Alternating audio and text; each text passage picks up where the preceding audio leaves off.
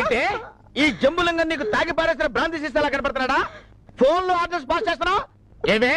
After all 1 month పనిచేసినందుకే నీకింత లేదర బలిస్తే ఇన్నాళ్ళు నిన్ను పోషించి నాకెంత లేదర బలవాలి? చాలా ఊరుకోవయ్యా, నువ్వేం నాకు తేరగా తిండి పెట్టడం లేదు. ఇన్నాళ్ళు మీకోసం పగలు రాత్రి తేడా లేకుండా నేను పశువులా కష్టపడ్డాను. పశువులా కష్టపడ్డాను ఏంటి?